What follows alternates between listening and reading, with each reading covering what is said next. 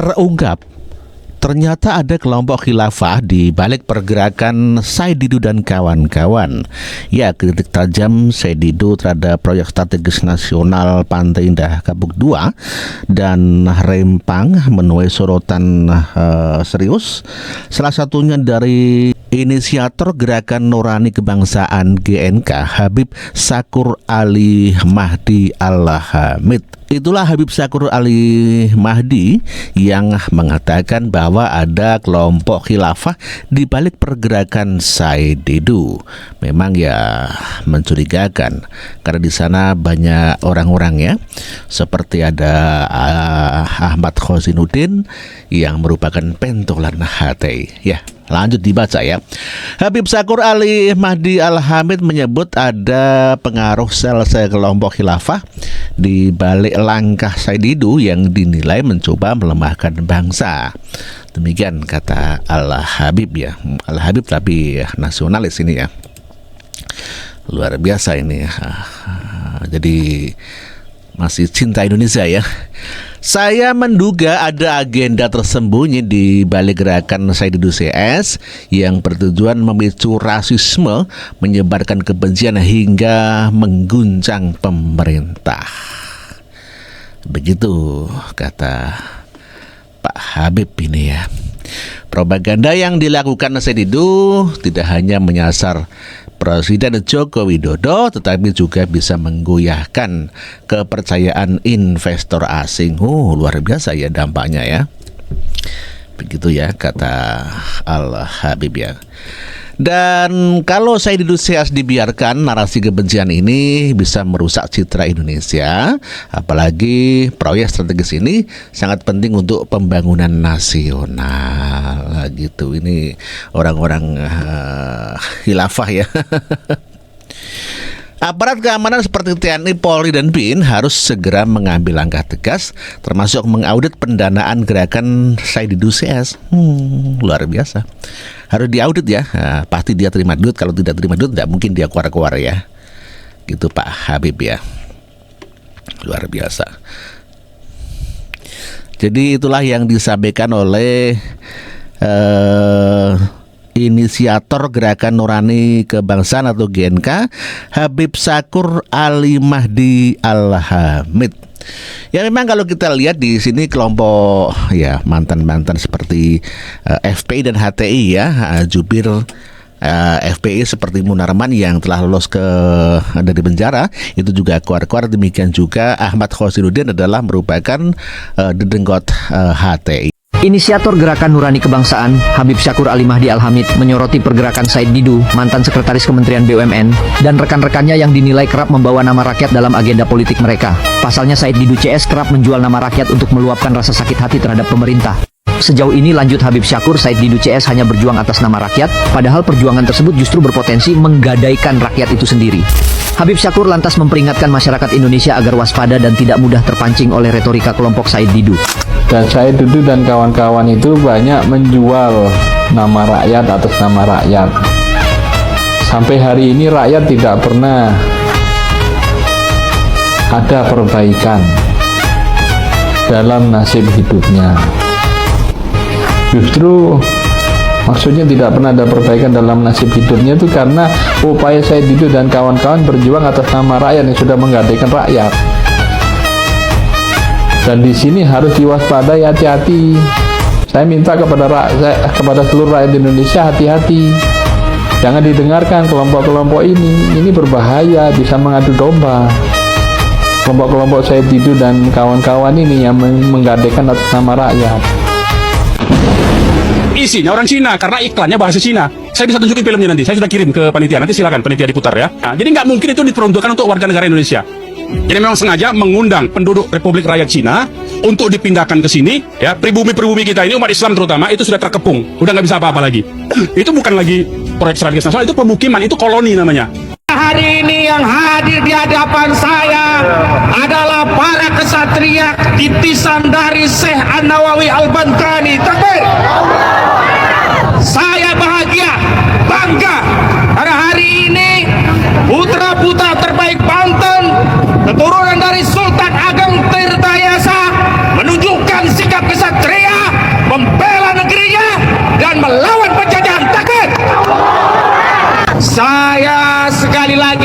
Iya, karena ketakutan itu sudah punah dari rakyat Banten. Yang berbalik hari ini adalah oligarki dan para jongosnya. Mereka ketakutan mendapatkan perlawanan dari rakyat Banten dan bersiap menunggu peradilan dunia, juga azab Allah di akhirat. Takbir! Rasulullah Shallallahu Alaihi Wasallam bersabda, Al-Muslimuna akhul Muslim, la yazlimuhu, wa la yuslimuhu, wa la yahtuluhu. Seorang Muslim saudara bagi Muslim lainnya, tidak boleh berbuat zalim, tidak boleh menyakiti, apalagi menyerahkan kepada musuh. Tugas sebagai kepala desa harusnya melindungi, mengayomi warga masyarakatnya, bukan menyerahkan rakyatnya kepada Guat, bukan menyerahkan rakyatnya kepada Antoni Salim, bukan menyerahkan kekayaan hartanya untuk proyek oligarki PIK 2. Karena itu Agus Purwadi ini penjahat yang sepenjahat-penjahat. Tangkap Agus Purwadi! Tangkap Agus Purwadi! Tangkap Agus Purwadi! Perampok itu adalah penjahat. Tapi orang yang memfasilitasi perampok, ikut mengintimidasi, memaksa rakyat agar dibeli dengan harga murah, bahkan belum sempat menerima harga tanahnya sudah diuruk, ini adalah penjahat, super penjahat. Takbir! Tapi sekali lagi, jangan hanya di sektor receh kepala desa, tapi usut pemilik proyek ini yang hari ini kita dibenturkan sesama kita oleh pemilik proyek. Kita diadu domba oleh pemilik proyek, kita diadu oleh aparat kita, ya, itu oleh pemilik proyek. Karena itu jangan lupa untuk menuntut pemilik proyek, yakni Angguan dan Antoni Salim, untuk ditangkap dan dipenjara. Jangan lupa yang mager pajak, ya, yang mager laut harus ditangkap. Yang pertama harus ditangkap mandor bebek, tangkap. Yang kedua Hengcun Atilias Gojali, tangkap. Yang ketiga ini mafia tanah, monster mafia tanah, orang paling jahat se-Republik Banten, Ali Hanafi Ahli Jaya. Kata ulama Paku Haji, Tangerang, penghentian PSN dan PIK 2 lebih banyak mudorotnya. Ulama dari Paku Haji, Tangerang, Kiai Hasan Basri mengungkapkan bahwa ribuan warga pesisir utara Tangerang di sekitar PSN dan PIK 2 bisa kehilangan mata pencaharian apabila pengembangan PSN dan PIK 2 di sana dihentikan. Kiai Hasan mengatakan bahwa setiap harinya ada ribuan orang dari Tegal Alur hingga Tanjung Pasir yang menyambung hidupnya di PIK 2. Maka ketika muncul PSN PIK 2 ini, itu merupakan salah satu solusi sebagai agar tidak terjadi abrasi lebih luas lagi. Makanya saya tidak sepakat ketika ada orang yang berbicara hentikan PSN dan PIK 2. Kenapa tidak sepakat? Karena ini akan terjadi satu kerugian yang lebih panjang. Bisa-bisa bukan 568 hektar, bisa sampai rumah saya pun akan terkena abrasi kalau tidak ada penanganan dari pemerintah. Nah, makanya saya ketika umpama pemerintah ingin mencabut PSN PIK 2, kami sebagai masyarakat utara yang dari wilayah Kecamatan Paku Haji tentu akan meminta kebijakan dan menuntut kepada pemerintah, tolong atasi agar abrasi ini tidak menjadi melebar gitu. Karena apa? Karena ini pun adalah bagian daripada kerusakan, kerugian dari masyarakat, dan ini merupakan satu kemudaratan yang panjang.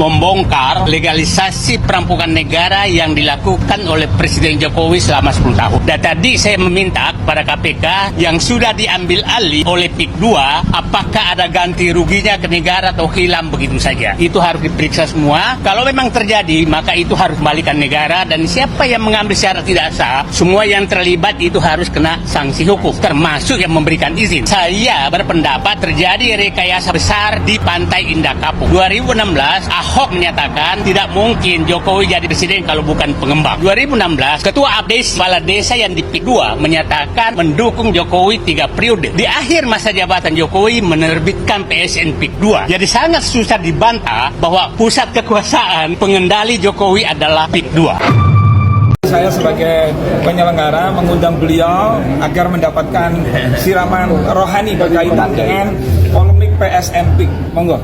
Oke. Ya, silakan tanya. Gus, gimana acara hari ini berkumpul dengan ulama-ulama dan tokoh-tokoh agama di sini? Sebenarnya saya bukan siapa-siapa ya, karena saya bukan ketua PBNU, sudah Siap. mantan. Saya melihat kegaduhan yang terjadi di Tangerang, saya terpanggil juga. Saya hanya tertarik di PSN. Saya nggak bicara yang proyek yang enggak, cuma bisnis.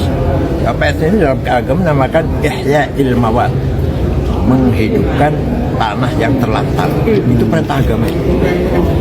Kita pun juga membahas itu. Kalau ada tanah terlantar, ketika kita membiarkan, tidak ada upaya, kita dosa. Dan kita begitu. Ya, kalau ada kesempatan, kenapa kita nggak dukung? Kalau kita nggak bersyukur malah. Adapun ada hal-hal yang ya sifatnya sesuatu yang harus diselesaikan dengan baik-baik. Kiai, ini kan ASN ini kan udah masuk di wilayah PIK gitu. Apakah nanti juga dipikirkan aksesnya? Karena kan akses masyarakat itu lebih penting untuk sampai di sana. Apakah itu nanti akan dikawal sampai akhir? Saya singgung namanya bahasanya marofikil ammah. Nanti PS itu akan ada masjid, taman, ada barangkali ada rumah sakit atau klinik, akan ada tempat-tempat rekreasi, pasti ada jalan. Namanya dalam bahasa Arab dan kitab kuning marofikul ammah. Jadi itu nanti akan dikawal sampai akhir ya? Karena kan waktu itu kan pernah kejadian bahwa masyarakat susah untuk masuk ke aksesnya ke PIK. Oh enggak. Jadi begini kawan, PSN PIK itu tanahnya pemerintah, kehutanan yang mangkrak. Makanya kata Yai Said, kalau tanah itu tidak dikelola dengan baik, dengan melibatkan masyarakat, maka kita akan berdosa gitu loh. Nah, tanah PSN itu kosong, mangkrak gitu loh. Nah, makanya yang dikelola dengan biaya oleh pemerintah, oleh swasta. Berapa biaya? 30 sampai 40 triliun. Dan di situ PSN itu tidak boleh bangun perumahan. Nggak boleh. Ini yang kadang-kadang disalahpahami. Jadi di sana itu penguatan lingkungan hidup. Mangrove yang asalnya 91 hektar menjadi 515 hektar. Nah, itu maslahat apa mudarat? Maslahat kan? Seperti itu. Nah, nanti juga menciptakan lapangan kerja, pertumbuhan ekonomi. Jadi ini Yai sangat mendukung Yai Said gitu gambarannya ya. PSN PIK ya. Kita berbicara PSN PIK ya. Ya gitu ya. Kayak mungkin sedikit ini kan bisa dibilang kan para tokoh ulama. Saya melihatnya seperti apa sih dengan pembangunan mungkin Berarti masa ulama ini peduli dengan hal seperti ini, peduli sekali ulama-ulama ini. dengan melihatnya problem di lapangan mungkin ada artinya ulama ini juga ingin sesuatu yang lain ini terwujud tanpa ada ketegangan. Ya, untuk kita semua lah. Jadi pertemuan ini kalau untuk memang ada masalah menyamakan persepsi ya. Proyek PSN PIK ini.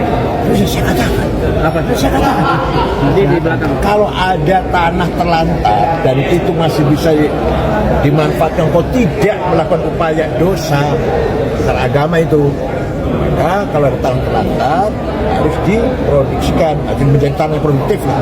Namanya dalam kitab ajaran Islam ya kulul mamat. Berarti mendukung penuh ya Pak? Mendukung penuh ya untuk program PSN ya, bukan orang. Iya. Kalau untuk PIK-nya? Itu urusan komersial. Oke, masih. Pesannya Ki selama Ayo kita selesaikan dengan baik-baik. pesannya Itu pembangunan. ayo kita selesaikan masyarakat dengan baik-baik. Tadi dulu harus ta'awun, apa? Terbuka. Ya gitu ya teman-teman ya. Mohon maaf. Terima kasih. Ya.